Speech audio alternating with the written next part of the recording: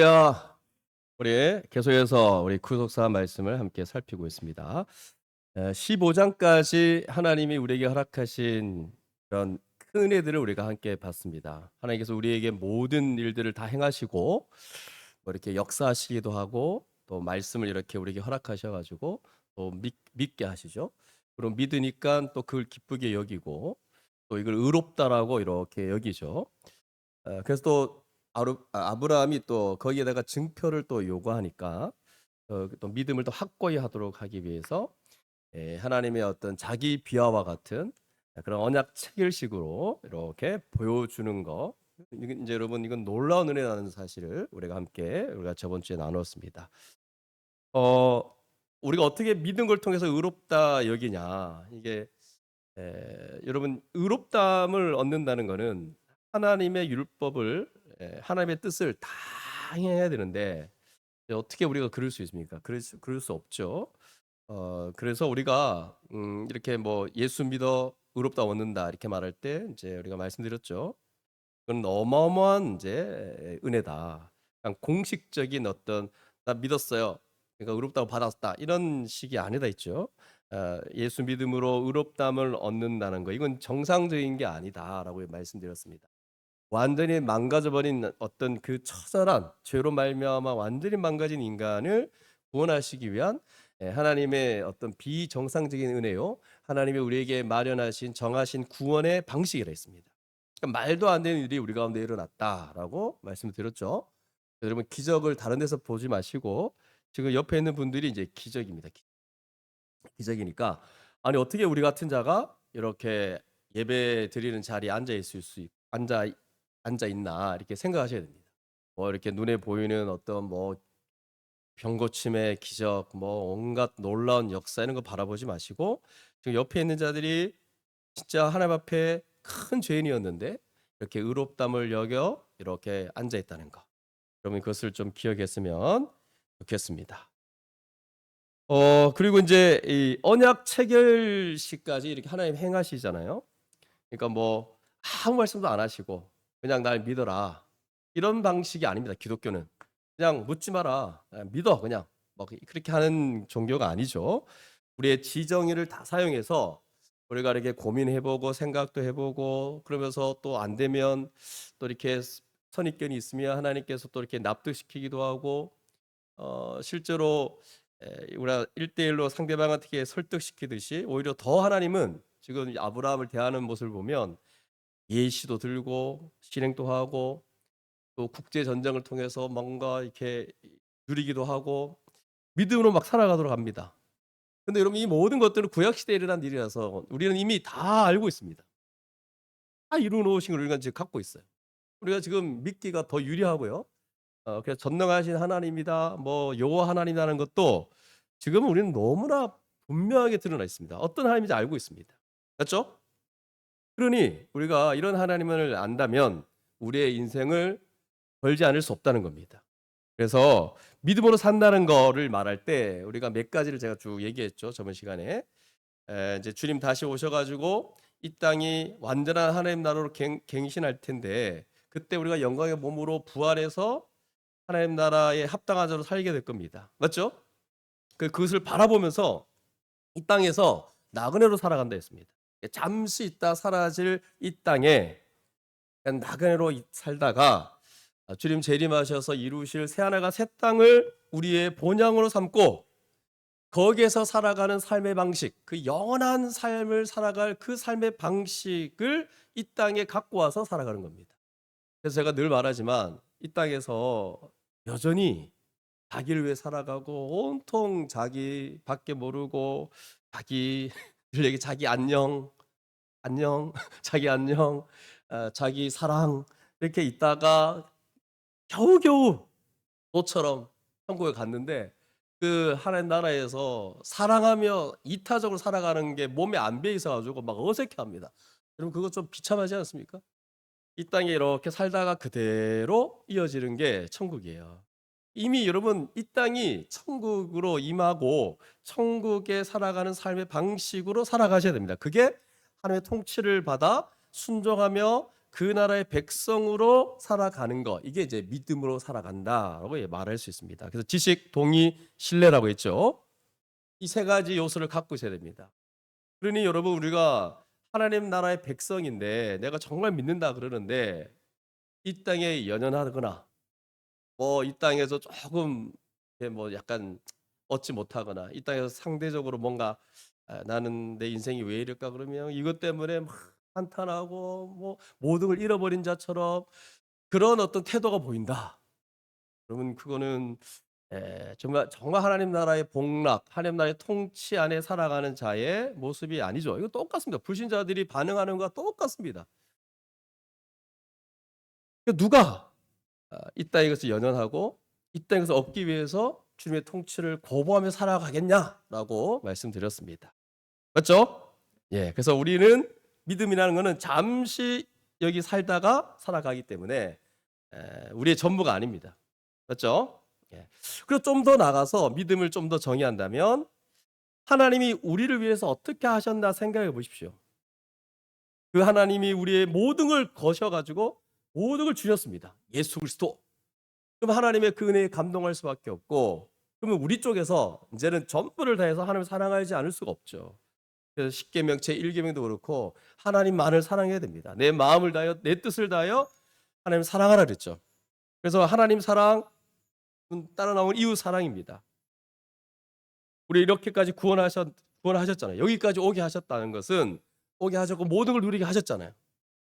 하나님 전부를 우리에게 주신 겁니다.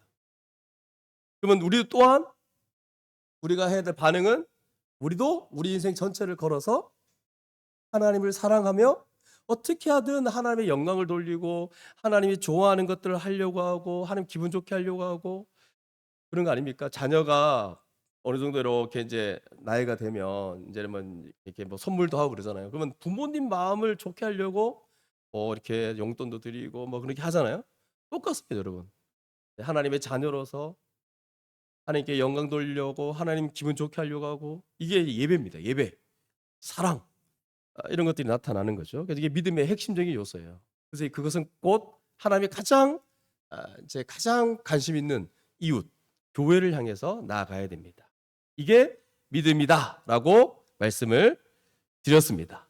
그리고 이제 하나님께서 이제 예수 그리스도를 주심으로 우리를 사랑하셨다 했죠. 우리를 구원하셨다 했잖아요. 그게 이 언약 체계실에 녹아 있습니다. 짐승을 쪼개놓고 그 사이를 지나가는 방식이잖아요. 자기 저주 형식. 내가 너 실패해도 내가 일방적으로 이 언약을 이루겠다는 거예요. 내가 쪼갰을 당하는 저주 받아도 괜찮다.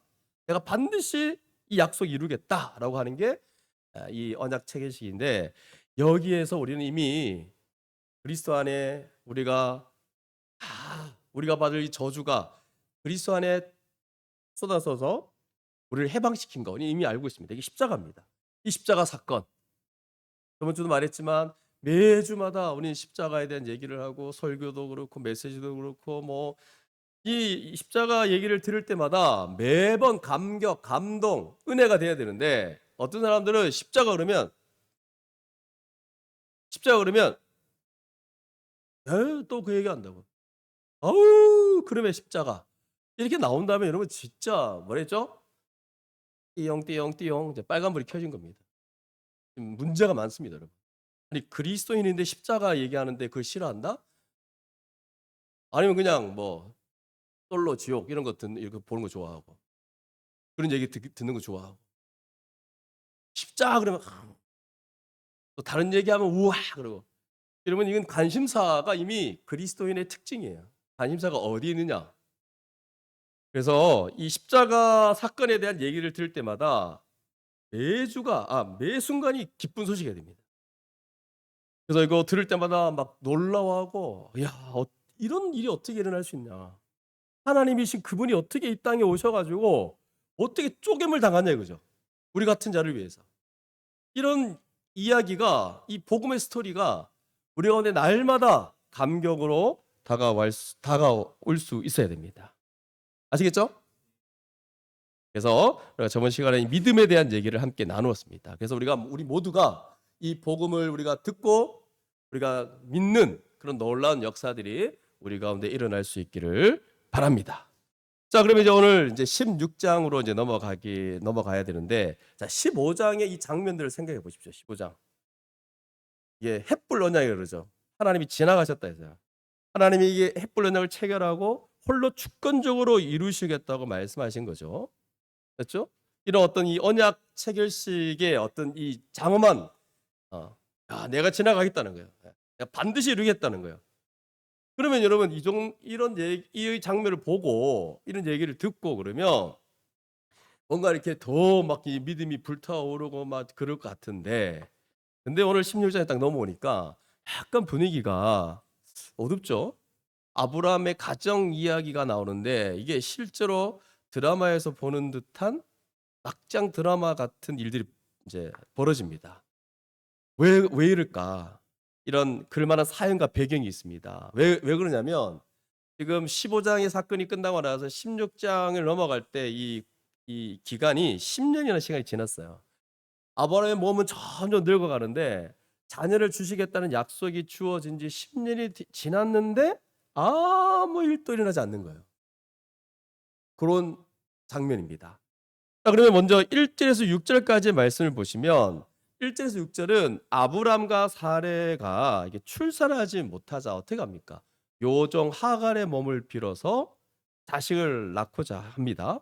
그리고 그 후에 하갈은 임신했음을 알고는 어떻게 하죠? 여주인 사레를 멸시했고 또 사레는 하갈을 학대했다라는 내용이 1절에서 6절입니다. 그럼 여러분 당시에는 임신하지 못하는 아내가 이렇게 남편을 위해서 노예라 첩으로 대리모를 삼아서 아들을 낳게 하고 자신의 아들로 취하는 관습이 있었어요. 풍습이 있었어요. 이렇게 하나님께서 아브라함이 제안한 그 앞쪽에 얘기하시죠. 종 엘리에셀에 대해서 거부하시면서 말씀하신 거 있죠. 이 몸에서 날 자라는 것, 여기에서도 어긋나지 않는다고 생각했던 것 같아요. 그러나 아브라함을 통해 낳을 것이라는 이 말씀을 이들은 제대로 이해하지 못한 거죠. 그러니까 아직까지 모르는 거예요. 지금 정신을 못 차린 거예요. 그래서 먼저 2절을 보시면 사레가 먼저 제안을 합니다. 여호와께서 자신의 출산을 허락하지 아니하셨다. 그러면서 자신의 출산을 허락하지 아니하셨다. 여기에는 불평, 자기 합리화 이게 녹아져 있고 하나님에 대한 불신을 표현하고 있어요. 자신의 출산을 허락하지 않았다. 그러니까 지금 사례는 하나님의 약속이 아니라 자기 기준으로 섣부르게 판단하고 있어요. 그래서 자신의 요정과 동침하라 하면서 하나님의 어떤 전능하신 능력을 의지하기보다 자기가 이 가진 것, 어떤 자기의 방법 이걸 의지한 거죠. 사례는 자식을 그토록 기다렸는데 10년이 지났는데도 불구하고 자식이 없으니까 사례는 하나님을 의심하고 아마 불신의 마음이 생긴 것 같아요. 게다가 여기 자신이 자녀를 얻겠다 그러거든요. 요걸 이제 영어 성경 보니까 I can build a family라고 돼 있어요. 우리 이영 고사님이 말했던 것처럼 덴마크식 발음이라서 좀 안 좋은데 I can build a family. 내가 자녀를 얻겠다. 그러니까 자신의 인위적인 계획으로 하나님의 약속을 이루겠다라고 선언한 거예요.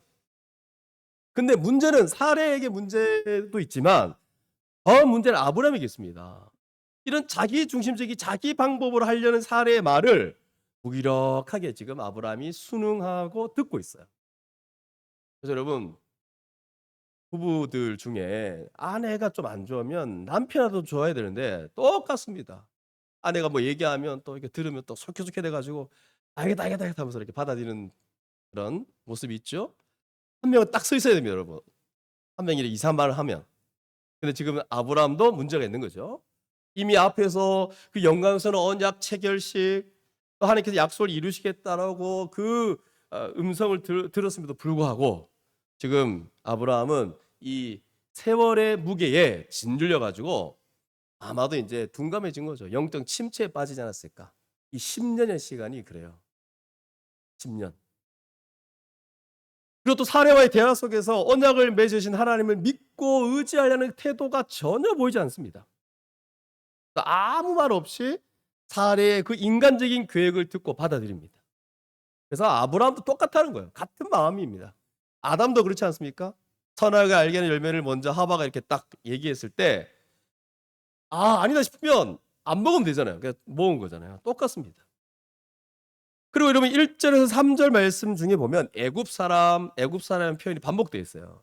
이게 왜 애굽 그러면 약간 좀 이미 우리가 12장에 아브라함이 애굽에 이렇게 내려갔을 때 하나님을 믿지 못했던 그런 경험이 있었죠. 그러니까 애굽이 또 나온 거예요. 애굽 사람. 그러니까 지금도 아브라함이 불신으로 나아가고 있다는 것을 이런 표현을 통해서 보여주고 있는 것 같아요. 그리고 여기에 거주한 지 10년 후였다라는 이 표현은 굳이 10년을 왜 이렇게 기록했을까? 아브라함과 사레가 여정을 통해 자식을 낳고자 한 원인으로 제시하고 있는 표현이 아닐까 싶어요. 힘들다는 거예요. 10년 지났는데. 뭔가 침묵하시는 듯한 하나님에 대한 그런 걸 이제 보여주고 있는 거죠. 약속받아 가나안 땅에 거한 지 10년이 지난 거예요. 지금. 자, 그러면 정리하면 약속이 주어진 지 10년이 지났고 이에 사례가 불신에서 오는 인간적 방법을 제안했고 아브라함은 수락했다는 거. 자, 아브라함과 사례는 오랜 시간 동안 약속이 성취되지 않자 하나님을 향한 불신과 의심으로 인간적인 방법을 취했다는 겁니다. 여러분 우리도 동일하게 하나님의 말씀을 믿지 못하면 하나님의 약속을 믿지 못하면 어떻게 되죠? 점점점 사람의 말을 듣게 되고 또 점점점 인간적인 방법을 택하게 될 때가 있습니다. 그게 영적 침체 가운데 있을 때예요. 하나님의 약속이 기억나지도 않고 하나님의 말씀이 믿지도 않는 뭐 하나님 말씀 뭐 약간 이렇게 되는 거거든요. 우리도 아브라함처럼 그럴 수 있다는 거. 자, 그럼 4절에서 6절은 어떻게 될까요? 이제 아브라함이 하가가 동침했고 하갈이 이제 임신을 합니다. 예, 그리고 이제 이 하갈이 자기의 임신했다는 사실을 알게 되고 여기 이제 막장 드라마죠. 보통 뭐 불륜 이런 드라마 같은데 보면 그 여주인을 막 멸시합니다. 내가 너 남편 애를 갖고 있어 이러면서 업신여기고 경멸합니다. 그때 사례가 아버지가 말하죠. 내가 받는 모욕은 당신이 받아야 옳다. 내가 나의 여종을 당신의 품에 두었는데 그녀가 자신의 임신함을 알고 나를 멸시하니 당신과 나 사이에 여호와께서 판단하기를 원한다. 그때 아브라함이 사례에게 또 아브라함이 이제 좀 약간 아직 이제 맛이 간 거죠. 당신의 여종은 당신의 수중에 있으니 당신의 눈에 좋을 대로 그녀에게 행하라. 결국 경멸하니 사례가 하갈을 학대하는 멸시와 학대 이렇게 가버려요. 그리고 하갈이 견디지 못해서 사라 앞에서 도망갔다라고 나와 있습니다. 결국 아브라함과 사례가 택한 방법이 결과적으로 어떻게 되냐? 이 가정의 불화와 갈등을 가져왔어요. 그들의 불신, 기다리지 못함이 결국 잘못되었다는 사실을 우리가 알 수 있죠. 이는 안 좋은 결과로 나타난 거예요. 아브라함은 이 사례와 하갈 사이의 갈등과 불화를 보고 가장으로서 심히 괴로웠을 거예요. 본처가 여종에게 멸시를 받고 자기 아이를 뵌 후처가 본처에게 학대를 받는 그런 모습이잖아요. 그러니까 이거는 5절에 보면 번의의 전복이 일어납니다. 사례가 남편에게 막 대듭니다. 지금까지 한 번도 사례가 그렇게 한 적 없거든요. 사례는 자기가 계획을 주도해서 이런 결과를 자초했지만 오히려 아브라함에게 원망의 말을 쏟아내고 있어요. 사례는 자신이 주도해서 자기 여종을 아브라함 품에 두어 임신함으로 존대를 받으려 했는데 그러나 막상 그녀에게 돌아온 거는 임신한 것을 알고는 아주 기고만장한 여종의 멸시였습니다. 그때 사례가 여호와께서 아브라함과 자기 자신에서 판단하기를 원한다 이렇게 말합니다. 아니 판단과 계획은 자에게 해놓고 자기의 잘못을 인정하기보다는 아브라함을 원망하는 동시에 하나님께 판단을 요구하는 그런 이제 모습을 지금 보이고 있는 거예요. 그런데 이 사례의 말에 이제 일리도 있는 것은 뭐냐면 사례가 당하는 이 모든 모욕은 결과적으로 언약 당사자인 아브라함에게 직접적인 책임이 있더라는 겁니다. 그리고 그 뒤에 이어지는 아브라함의 대처 또한 아주 탐탁지 않습니다. 아브라함은 여기서도 무기력하게 듣고만 있어요. 그리고는 결국 어떤 선택을 했냐 하니까 무정하게도 사례의 뜻대로 하라고 말하고 있죠. 사례는 하갈을 심하게 학대하고 결국은 하가는 살기 위해 도망을 치게 되는 그런 장면입니다. 결과적으로 뭡니까 여러분? 가정의 권위가 무너지고 불화가 오게 됐죠. 가족들이 인간적인 방법을 선택했다는 것이 잘못되었다는 것을 분명히 말해주고 있습니다. 이 가족 구성원들의 각각의 계획이 뭐냐면 각각의 결함으로 모든 막 가정이 엉망진창이 되어버린 거예요. 아브라함은 영적인 무기력으로 침체로, 또 사례는 자기의 의도대로 관찰되지 않자 주체할 수 없는 원망과 미움에 사로잡힘으로, 또 하가는 교만함으로 이 가정 전체가 실패하고 엉망진창이 되어버렸습니다. 그래서 이 6절까지의 말씀을 보면 결국 하나님이 아브라함에게 자손을 약속한 지가 10년이 지났는데, 하지만 자녀가 생길 기미가 전혀 보이지 않았고, 그래서 사례는 당시의 풍습대로 요종 하가를 통해 자신을 낳고자 했고, 아브라함은 그 제안을 받아들이고 하가를 취합니다. 그러니까 여러분, 그 당시가 자식이 없는 것을 수치로 여겼어요.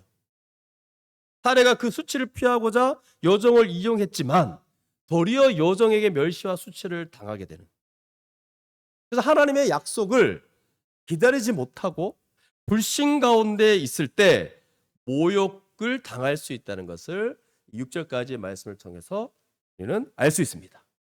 자, 그러면 7절에서 16절까지의 말씀을 함께 좀 살펴보면, 7절에서 9절까지 여호와의 사자는 어떻게 해서 여호와의 사자가 임신한 채 도망하는 하가를 보시면 7절에 보십시오. 이게 가나안과 이집트의 경계선인 술. 그러면 술 좋아하시는 분들 이 말씀 보고 술 좋아하면 안 됩니다. 이 수르 광야로 가는 길, 이 술길 광야의 샘문에서 만나 주셨습니다. 이게 수르 광야의 술길. 그래서 하갈이 아브람을 떠나서 이집트로 넘어가 버리면 하갈과 그가 임신한 자녀가 어떻게 되죠? 언약과 상관없게 되기 때문에 딱 그 경계선을 떠나기 전에 만나 주신 거예요. 여러분, 하나님의 이 언약의 은혜의 반경은 아주 큽니다.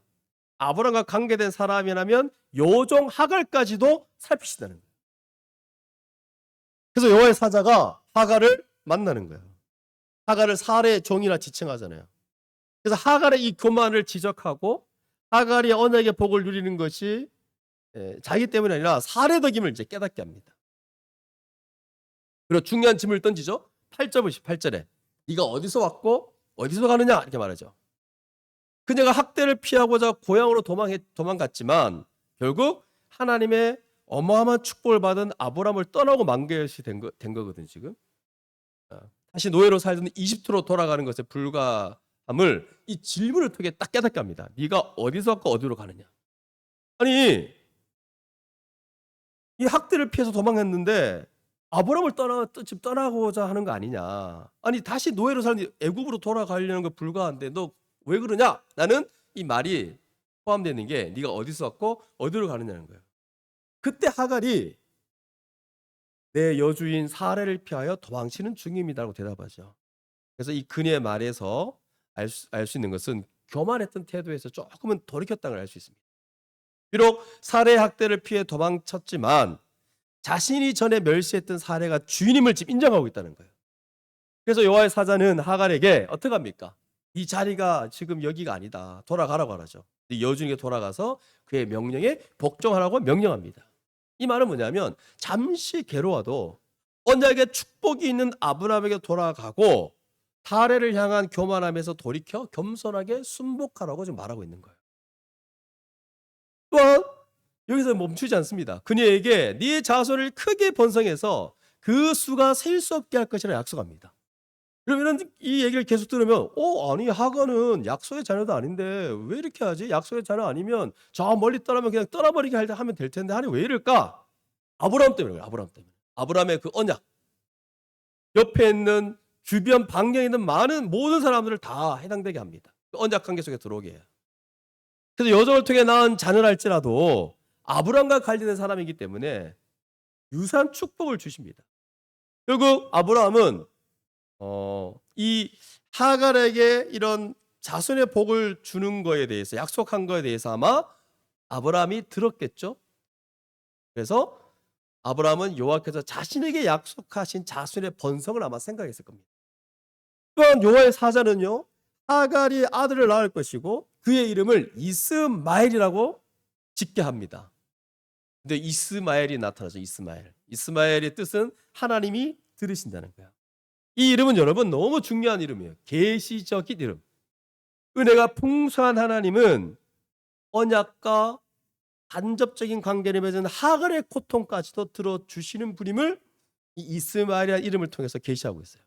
아니, 약속의 자녀가 아닌 종에게도 이렇게 행하신다면 하물며 언약 백성 하나님의 자녀에게는 더더욱 귀를 기울이지 않겠냐라는 것을 보여주고 있는 장면입니다. 하지만 여기로 끝나지 않고 이어지는 내용을 보시면 이스마엘의 그 언약 자손이 제가 잘못 얘기해서 이스마엘이 하지만 그럼에도 불구하고 언약 자손이 아님을 분명하게 구별하고 있습니다. 뭐라고 말하죠? 이스마엘은 들락이다. 들락이. 야생 낙이. 길들여지지 않는 고집센 그런 야생 낙이다. 들락이 같은 사람이 되어서 다른 사람들, 미 형제들과도 언약 자손과도 갈등하고 대항하며 살 것이다 라고 딱 말해줍니다. 언약 자손과는 확실히 다르다 이 얘기를 하는 거죠. 그래서 나중에 이삭하고 계속 안 좋죠. 하갈은 이 약속을 받고 여호와의 사자를 만난 그 장소에서 이름을 딱 짓습니다. 그럼 오늘 이런 그 명칭이 좀 어렵죠?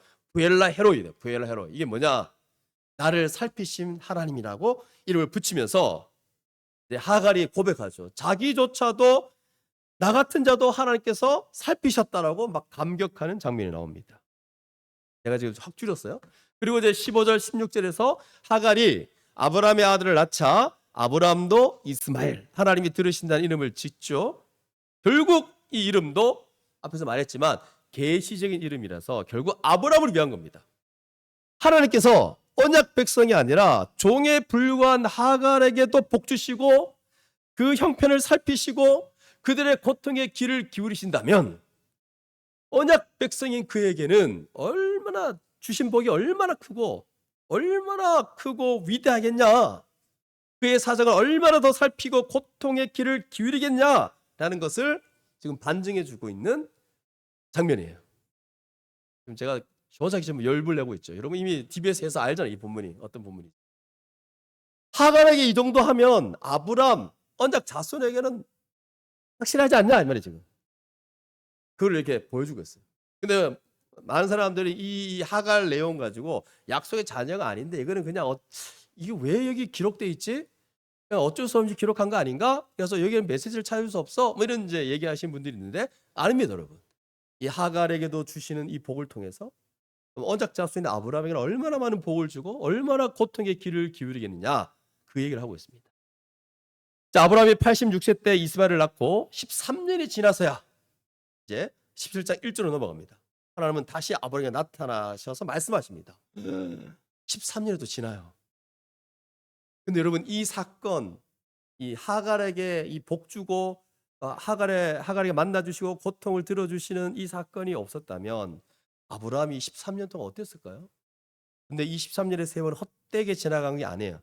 이 기간 동안 영적 무기력에 빠졌던 아브라함이 아들 그 이스마엘을 보고 그 이름을 부를 때마다 이스마엘아 그럴 때마다 아브라함이 어떤 마음이었을까요? 계속 이스마엘의 그 뜻을 알잖아요. 하나님이 나의 고통을 들으시는구나. 이스마엘은 언약의 자손은 아니었지만 결국 그 영적 침체 가운데 있었던 그 아브라함이 그 하나님의 신실한 은혜로 그의 형편과 고통을 살피고 들으시는 분임을 확인하고 믿음을 세워가게 해준 중간 매개 역할을 했다는 사실입니다. 그리고 더 중요한 사실은 99세가 되어서 아브라함의 그런 인간적 가능성이 완전히 사라져요. 이제 다음 주 17장을 보면 알 수 있는데 이제 아브라함은 하나님의 이 전능하심을 철저히 의지할 수밖에 없게 됐습니다. 그러니까 이 13년의 시간 동안 이 이스마엘이라는 그 이름을 알기 때문에 17장에 넘어가서 이제는 완전히 하나님께 의지하게 되는 그런 모습이 이제 17장에 나오게 됩니다. 자, 그러면 제가 이제 이번 주부터 약간 설교 스타일 좀 바꾸려고 합니다. 그래서 여러분 기뻐하십시오. 12시 안에 끝납니다 이제. 제가 이제 전 세대가 아우를 수 있는 드디어 말씀을 전하기 위해서 아주 핵심적으로 딱딱딱 하고 끝날 게 있습니다. 자, 첫 번째. 오늘 이 말씀을 통해서 이 본문을 통해서 우리가 몇 가지 좀 알기를 원하는데 우리는 이 땅을 살아갈 때 때로는 거대한 삶의 현실 앞에서 몸과 마음이 지쳐서 때로는 명백한 하나님의 약속을 믿지 못하고 의심과 불신에 눌리는 그런 힘든 상황에 놓일 수가 있죠. 오늘 이런 아브라함처럼 10년을 생각해 보세요. 10년. 기다리는데 안 돼요. 침묵하신 하나님이에요. 이런 상황을 신자답게 이겨내기 위해서 반드시 기억해야 될 것이 있는데 그 첫 번째가 약속을 기다리셔야 됩니다. 하나님은 약속하시고 그 약속을 반드시 이루시는 분이기 때문에 신자는 하나님을 신뢰하며 끝까지 인내하며 기다리셔야 됩니다. 여러분 약속이 주어지면 우리는 그 약속이 이루어지기를 기다리지만 그 시간이 길어지면 초조하고 염려하죠. 아브라함도 그랬습니다. 아브라함은 하나님의 약속을 기다리지 못하고 결국 어떡합니까? 여정을 통해서 자녀를 얻으려고 했던 것처럼 우리는요 시간이 이렇게 지체될수록 뭔가 가능성이 줄어든다고 생각하기에 인내하지 못하고 조급해할 때가 많이 있습니다. 그래서 하나님 없이 자신의 힘으로 할 수 있다 생각하고 하나님의 뜻에 어긋난 삶을 살아갈 때가 있습니다. 왜? 조급함이 있거든요. 조급함. 이 조급함이 있어가지고 하나님의 방법을 기다리지 못하고 자신의 방법으로 뭐 어떤 일들을 진행하고 싶어하는 게 우리입니다. 하지만 우리가 오늘 본문에서 봤듯이 우리 인간의 생각은 너무나도 짧기 때문에 우리가 예상하지 못한 나쁜 결과를 만들어낼 때가 있더라는 겁니다. 처음에는 선한 생각으로 시작했다 할지라도 그 때와 방식이 하나님의 뜻에 합당하지 않는다면 그 결과는 여러분 악할 수 있습니다. 뭐 사갈이 사례에 대한 멸시, 또 사례의 하갈에 대한 학대, 또 하갈의 도망, 이 모든 걸 생각해 볼 때 하나님의 뜻을 신뢰하고 순종하며 기다리는 것이 얼마나 중요한지를 알 수 있습니다. 자칫하면 거르칠 수 있다는 거예요. 하나님이 일하심을 기다리지 못하고 자기가 뭔가 하려고 할 때 여러분 뭔가 안 좋아져요. 그래서 하나님이 일하신다는 믿음이 있을 때 조급함을 버릴 수 있는 거죠. 왜 하나님이 일하시는 것을 기다려야 될까? 하나님은 우리가 할 수 없는 일을 행하시기 때문에 그래요. 우리가 하나님을 대신하려는 것은 교만이에요, 여러분. 우리가 할 수 있는 최선은 하나님이 일하시기를 기다리는 것. 분명히 하나님의 그때가 있습니다. 따라서 우리는 하나님을 신뢰하고 그분을 때를 기다리셔야 됩니다. 그분은 반드시 약속을 지키시는 분이기 때문에 그래요. 그래서 여러분, 그러면 이 약속이 이제 좀 약간 뭘까? 모호하게 들릴 수 있는데 이미 우리는 그리스도 안에서 약속을 성취했고 하나님 나라의 모든 걸 주셨고 또 앞으로도 완벽한 세례가 새 땅에서 영광의 몸으로 부활해서 살게 될 그 하나님 나라가 우리에게 주어져 있잖아요. 그런 하나님을 믿고 인내하며 약속을 기다리는 그런 신자들이 되어야 한다는 거죠. 그럼 여러분, 첫 번째가 이미 완벽한 세례가 새 땅이 있음을 알고 살아가는데 이게 이제 안 보이잖아요. 근데 이게 약속이 진짜 될까? 이루어질까라는 그 마음이 막 들 때가 뭐냐면 현실의 장벽 앞에 막 찌들려 있을 때 오늘 아브라함처럼 될까? 하나님 반드시 이루시겠다 말씀했는데 이게 안 보일 때가 있고요. 안 받아질 때가 있습니다. 그게 현실에 찌들려 있을 때. 그리고 또 실제로 이 현실 가운데도 하나님이 어떤 주일 설교나 여러 말씀을 통해서 말씀하신 거 있죠. 말씀하신 거 있잖아요. 그 말씀들이 실제로 이 땅에 이루어질까? 라는 생각이 들 때가 있다는 거죠. 또 안 이루어질 때가 있어요. 기도 같은 거 보세요, 여러분. 뭐 기도하라 그러면 이룰 거다 그러는데 기도가 얼마나 더딥니까? 한 예로 기도가 금방 이루어집니까? 근데 우리의 이 사고는 자동 판매기 같은 사고였어요. 뭐 집어넣으면 바로 튀어나오고 돈 주면 바로 나오고 신앙이 그런 거 아닙니다, 여러분.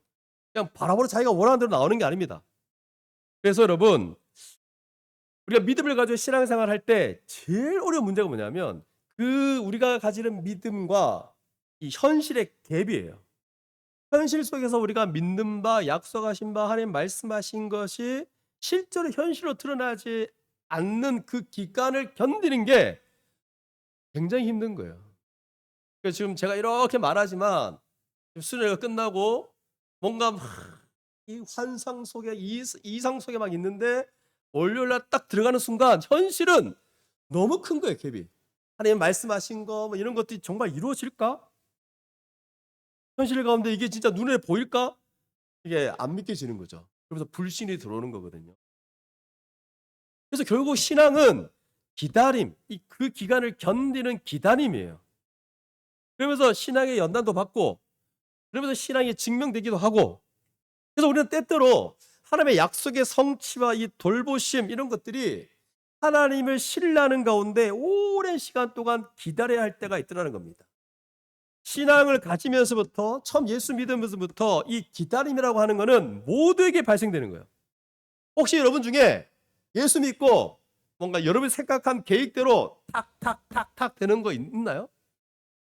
2년 지나면 뭔가 하나님 말씀이 이루어져 가지고 막 야 5년 지나면 또 하나님 말씀이 이만큼 이루어져 가지고 우와 그러면서 신앙이 막 점점 자라고 이런 거 있나요? 그런 거 없습니다, 여러분. 기다림입니다, 기다림.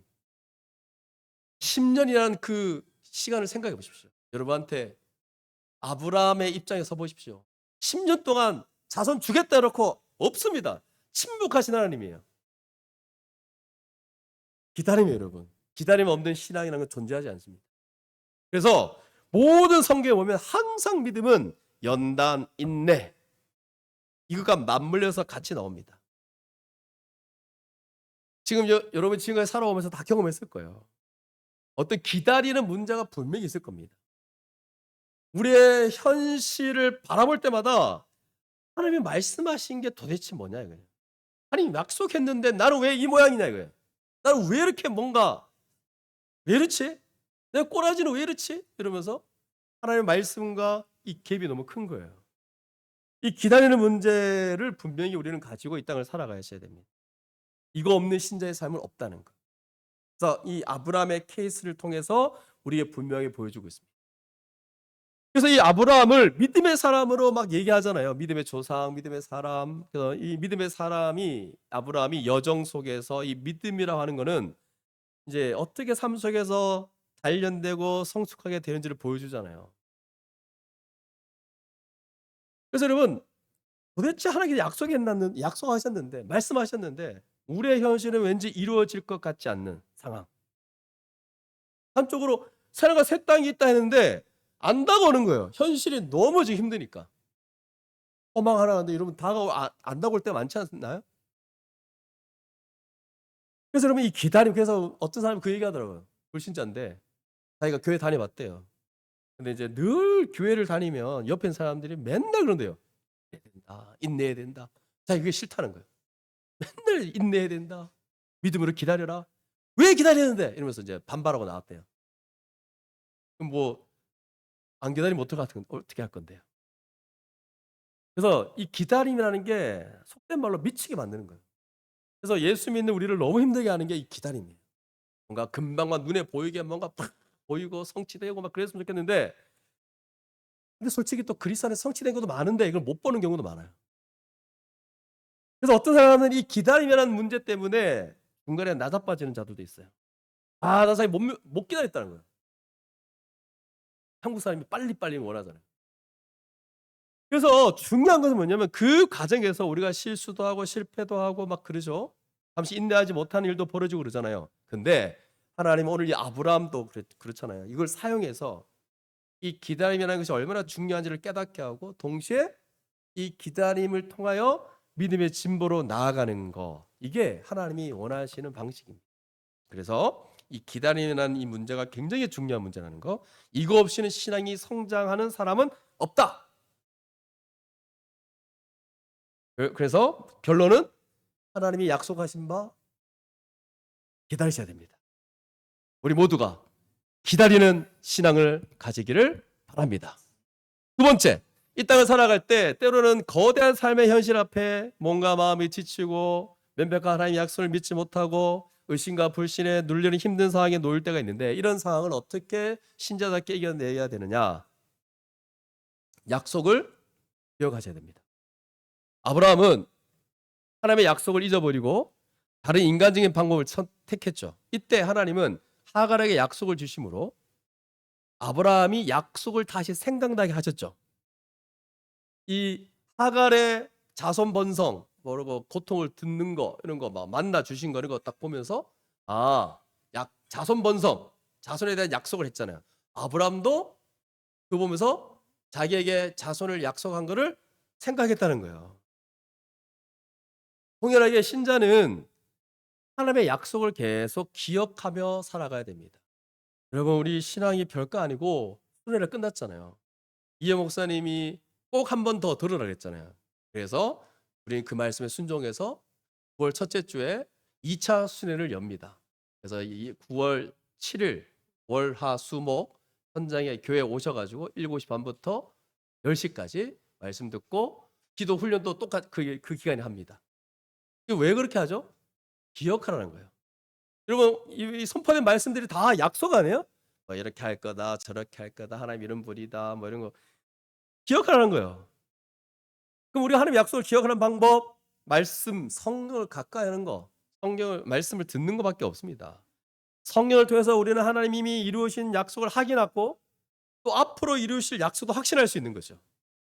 여러분 이미 우리는 그리스도 안에 하늘에 속한 신령한 복을 다 받은 자입니다. 교회를 통해서 하나님 나라의 그 복락을 누리고 있다는 것을 아는 자들이에요. 의와 평강과 희락을 누리고 있습니다. 의와 평강, 그러면 이건 교회예요, 교회. 교회를 통해서 지금 누리고 있습니다. 아닌가 봐요. 네. 그리고 우리는 또 주님이 다시 오실 때 그 모든 약속을 완전히 누리게 될 새하늘과 새 땅이 우리 가운데 보장되어 있습니다. 그래서 그 약속을 기억하는 자는 이 땅 가운데 어려움, 고난, 현실의 뭐 장벽들 이런 것들 다 겪을지라도 소망 가운데 인내할 수 있는 거예요. 그래서 여러분 성경을 연구하고 성경을 읽으면서 하나님이 주신 약속 때문에 살짝 설렌 적이 있습니까? 그러면 어떤 노래가 나오죠? 살짝 설렜나 봐 이런 거죠. 그 성경은 약속에 대한 책입니다. 약속의 내용은 하나님이 우리를 위해서 일하시겠다는 거 아니에요? 근데 성경을 보면서도 약속을 붙잡지 않는 경우가 많습니다. 왜 그러냐면 자꾸 성경 그러면 이 부담감을 갖고 있어요. 뭔가 무거움을 갖고 있어요. 왜 그런지 아세요? 자꾸 행동 규범을 제시하는 책으로 자꾸 대한다는 뜻이거든요. 그렇지 않습니다, 여러분. 하나님이 일하심이에요. 내가 이런 일을 했다. 그리스도 안에 이런 일을 행했다. 이게 어떤 의미인지를 봐라. 너한테 관심이 있다는 거야, 너한테. 난 이런 분이다. 근데 자꾸 행동 규범으로 받아들이면 여러분 눌립니다, 여러분. 말씀 볼 때마다. 이거 못했네, 이거 못했네, 이거 못했네. 그래서 제가 만약에 설교가 제가 처음부터 끝까지 있잖아요. 하나님이 어떤 분이고 하나님이 뭐 이런 분이고 이런 얘기하지 않고 이거 하십시오. 저거 하십시오. 이거 하십시오. 그러면 여러분 지금 아마 거의 다 떠날 거예요. 부담되거든요. 물론 부담도 돼야 됩니다. 왜 율법을 먼저 얘기하고 율법 앞에 와 나는 안 되는구나를 보면 그리스도가 가능케 하구나 이걸 보여준 게 복음이라서 그러니까 이게 이 두 개 극단은 다 문제예요. 아예 좋은 맨말 해주는 거, 아예 율법적으로 얘기해 주는 거 다 문제인데 두 가지가 다 들어가 있어야 되죠. 어쨌든 우리는 하나님의 약속이 없는 사람은 무의미한 삶을 살게 돼 있어요. 그럼 약속이 있지 않나요? 하나가 새 땅에 대한 소망, 그 약속이 지금 이루어질 거라는 그 소망이 있어요. 약속이 없다? 또 실제로 이 땅에서 이루어질 약속 이게 없다? 아주 삶이 의미 없어요. 따라서 우리는 언제나 하나님의 약속을 붙잡고 그걸 기억하며 이 땅을 살아가셔야 됩니다. 그래서 성경을 통해서 우리는 어떻게든 어디에 집중해야 되냐면 하나님이 예수 그리스도를 보내셔가지고 우리를 위해서 무슨 일을 행하셨고 행하실지를 주목하셔야 됩니다. 그래서 오늘도 DBS 할 때 하나님 찾기 예수 그리스도 중심적으로 말씀을 우리가 보는 겁니다.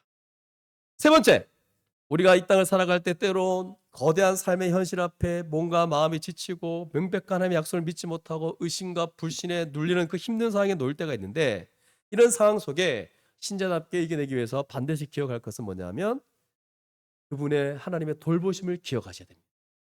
여러분, 상황이 어려울 때 하나님이 나와 상관없는 것처럼 느낄 수가 있죠. 하지만 신자는 고통의 순간에도 하나님의 돌보심을 기억하셔야 됩니다. 하나님이 우리에게 관심을 거두신다면 우리의 상황은 막막해질 거예요. 지금 이 현실의 어려움은 여러분 다 있습니다. 불신자든 신자든 다 있는데, 불신자와 신자와 천지 차이는 뭐냐면 하나님이 우리와 함께 있다는 거예요. 관심을 갖고 있다는 거죠. 근데 관심이 없다? 우리의 상황은, 우리가 하루하루 살아가는 게 막막할 겁니다. 하나님은 그분의 백성인 우리에게 끊임없이 관심을 가지시고 돌보십니다. 때로는 상황이 호전되지 않고 여전히 어려운 가운데 있어가지고 하나님이 나한테 고개를 돌리셨다라고 생각할 수 있죠. 왜? 어려운 일이 계속 생깁니다. 어려운 일이 계속 생겨요. 10년, 아까 보니까 13년 자손 주겠다고 안 줍니다. 여러분 같으면 어떻겠어요? 좀 어떻겠어요? 아니, 아브라함 아니라고 진짜 10년, 13년 지났는데 자녀를 안 줍니다, 여러분. 아니, 실제로 지금 우리 신혼부부들 자녀 안 주면 울잖아요. 힘들고. 밤새 울었대요. 울잖아요. 그러면 얼마나 힘듭니까? 근데 10년. 별로 안 다가오네. 10년, 23년 자녀가 없다. 침묵하신 하나님을 지금 겪고 있다. 저 같으면 떠날 것 같아요. 하나님 나한테 고개를 돌리셨나? 근데 하나님은 끝까지 우리를 살피고 돌보신대요. 비록 어려운 상황에 있다 하더라도 하나님의 돌보심 안에 있음을 인정하시기 바랍니다. 우리가 하나님의 돌보심으로 살아가는 자들이에요. 여러분, 저는 여러분의 지금 형편과 사정을 다 할 수 없지만 저를 포함해서 하나님의 돌보심 가운데 살아가지 않는다면 우리 여기 정말 다들 여기 있을까요? 다들 뭐 힘들어서 자기 어떤 뭐 방법을 찾을 거예요. 사례처럼 인간적인 방법 막 찾고 막 난리 날 겁니다, 지금. 근데 하나님의 돌보심 가운데 살아가는 자들이 우리들입니다. 그래서 하나님이 들으시고 살피시기 때문에, 그래서 우리 신자에게 특권 기도할 수 있는 거예요. 기도. 그래서 이번 하반기 9월 첫째 주에 우리 수련의 말씀과 함께 기도 훈련을 합니다. 이렇게 해야 뭐 기도하죠, 맞죠? 고난의 시간이 길어진다 해도 하나님이 돌보고 계시기 때문에 절망하지 않는 자들이 신자들입니다. 신자는 이 소망을 가지고 하나님이 신실하게 일하실 것을 기대하며 기도하는 자들이에요. 저 여러분들 얼마나 전능하시고 우리를 돌보신 그 하나님을 확신하며 이 땅을 살고 있습니까? 하나님은 우리와 언제나 함께 하시고 우리를 돌보시는 분이에요. 우리가 염려와 걱정에 빠지지 않는 이유는 우리의 이런 형편과 사정을 알고 고통을 들으시고 살피시는 하나님께 기도할 수 있기 때문에 염려에 빠지지 않는 거예요. 혹시 여러분 염려 가운데 있나요, 지금? 좀 돌아보세요. 기도하고 있는지. 그러니까 여러분, 이것도 옛날에 그냥 기도 이러니까 뭐 한 시간 동안 막 난 했다 이걸로 생각하는 그게 아니라 정말 하나님, 나를 살피신 하나님은 의지하고 엎드리고 염려를 맡기고 이런 거 있냐 이 말이죠. 우리가 기도할 때 무릎을 꿇고 손을 모으고 눈을 감는 거 있죠. 이게 그냥 이게 되는 게 아니에요. 여러분, 기도할 때 누가 이렇게 기도하는 사람 없잖아요. 만약에 태도가 이렇게 기도하는 자는 지금 뭔가 하나님께 엎드려지지 않겠다는 거고 자기가 무기력한 존재라는 걸 인정하지 않는 겁니다. 우리는 자연스럽게 기도 그러면 약간 눈을 감고 손을 모으고 무릎을 꿇고 엎드리는잖아요. 이거 뭐냐면 스스로 무기력함을 인정하고 분능하신 하나님이 행하실 것을 기대하는 거예요. 그래서 이렇게 기도하는 거예요, 여러분. 기도가 이런 태도가 나오는 거예요.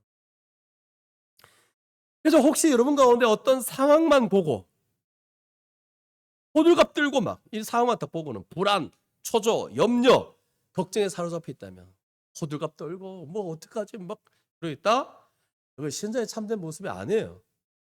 염려가 확 들어가서 그냥 하루 종일 그냥 연락도 하지 말라고. 나 아무것도 하기 싫다면서. 누가 그래도 툭 건드면 왜? 하면서 막. 이는 신자 참된 모습이 아닙니다.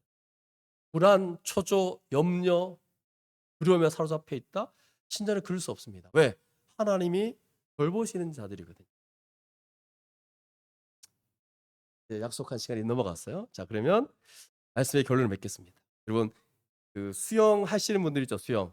제가 듣기로는 수영 좀 하던데, 수영이 아니고 수영인데, 안 그래도 어제 수영이한테 이 아이폰은 수용을 안 되더라고요, 수용이. 그래서 계속 수영아 막 들어가는데 이상하더라고요. 하여튼 수영 하시는 분 있는데 바다 수영은 여러분 못할 거예요, 잘.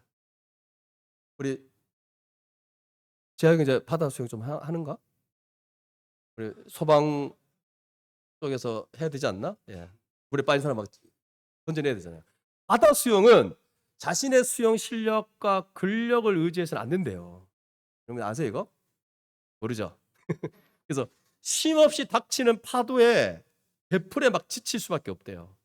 그러니까 물살하고 부력을 타고 몸을 맡기는 법을 배워야 된대요. 아브라함은 바다 수영처럼 자기 능력이 아니라 하나님의 말씀을 듣고 자신을 온전히 맡게 했습니다. 우리도 믿음의 이 바다 수영을 배워야 됩니다. 말이 좀 웃기죠. 믿음의 바다 수영. 망각, 무기력, 영적 침체가 다가올 때마다 이 복음을 듣고 이 복음에 여러분 인생을 맡기시기 바랍니다. 그리고 예수 그리스도는 그때 우리의 형편과 고통을 살피고 그 고통을 들으시기 위해 신이 이 땅에 오신 하나님 아닙니까?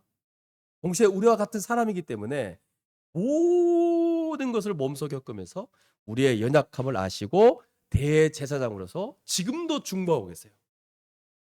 히브리서 4장 15절 말씀 보십시오. 우리에게 있는 대제사장은 우리의 연약함을 동정하지 못하실 분이 아니라 모든 일에 우리와 똑같이 시험을 받으시니로되 죄는 없으시니라.